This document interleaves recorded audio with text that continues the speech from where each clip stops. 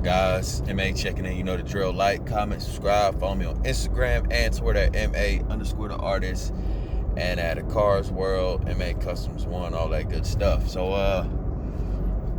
the C8 was, revealed. What was it? The 18th. And definitely looking at possibly copping one. But I don't know if I want the base or the Z51, of course, but the base or just waiting another year to get the Z06. Here's the problem. I made good money, but not that goddamn good of money where I can get have my F-Type R and the Corvette. So it's either or, and truth be told, I have a work car, but I really need SUV. So that's the dilemma that I'm having right now. But I could always get the SUV and then get rid of the Jag for the Corvette. But here's the thing, I'm like attached to the F-Type now. So I don't know. I love the way the Corvette looks, and of course, a lot of people cannot afford it, which, even though it's cheap, let's be real, a lot of people cannot afford a $60,000 car. I hope if you can afford it, you can go buy it, but realistically, that's not the market for people who make $50,000 a year. But I know somebody who would definitely go get it and be on their last trying to stunt in the new C8, which will not be me. Because I already have a nice car and I don't need two and be spending $2,000 a month on cars that I barely drive because I'm always in my work car anyways. All right, so with that being said, they said that the C8 had 495 horsepower, 0 to 60 in 2.8 seconds, which I highly doubt,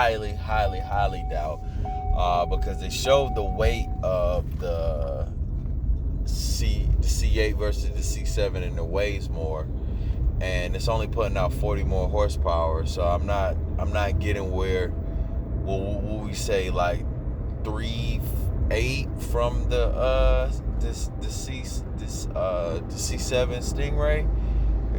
I'm not getting that. I'm not buying that whole second jump personally. That's just me.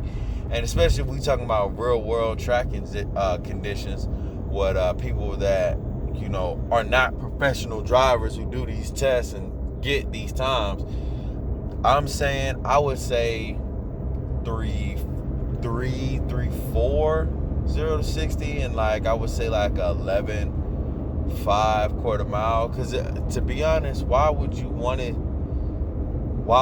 want to have the base model be 2.8 when they know they got the Z06 coming out? Like, why would you want the what is the Z06 going to run 2 seconds flat at $100,000? I mean, that's how I'm looking at it. I could possibly be wrong, but I just don't see that making any sense, personally, especially with it being so cheap. I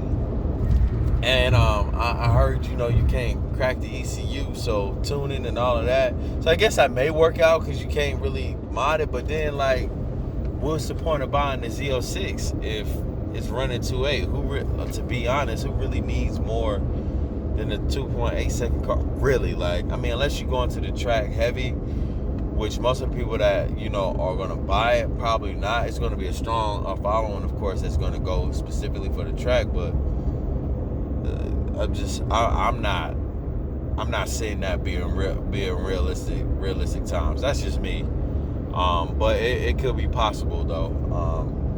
Now, as far as the F-Type R goes, I was such in a rush to get it that I didn't get the all-wheel drive. I got the rear-wheel drive, but supercharged V8.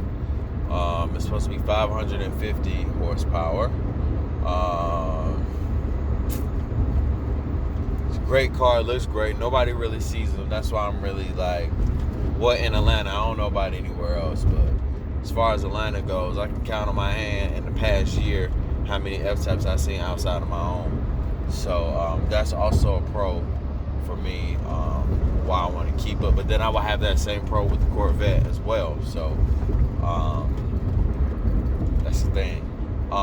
Also, I said 550 horsepower. I don't remember what the torque was on that, but they say for the all-wheel drive is 3.3 seconds 0 to 60. The rear-wheel drive is 3.5 0 to 60.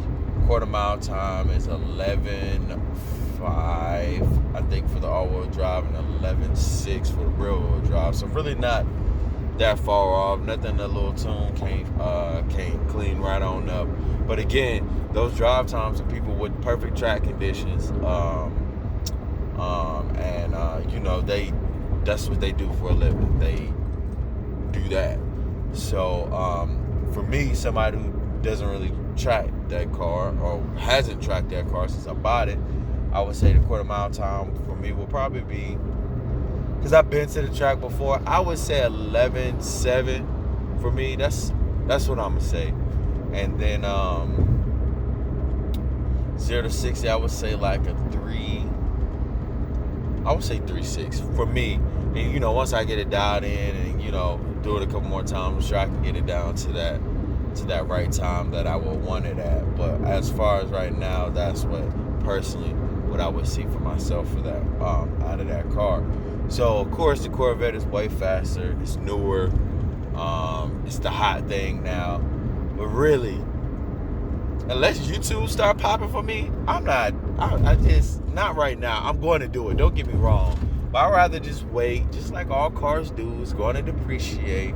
Car's going to be, 60,000. We'll probably say 70,000 with, if you get the Z51 and, the wheels and all of that good stuff. And you wait about a year, it'll be around like low 60s, 50. Or if you get the base model, you may get lucky and get it with the low 50s, high 40s. And then there you go. Or just to say that you have something new, I'm really not. I'm not that bent on it. It was the same thing like with the LC500. I love that car and I wanted that car. I don't know what happened. Goddamn Robinhood, little stock thing I use, cut my damn video out. But I was talking about the LC500. Like that was 100,000 new.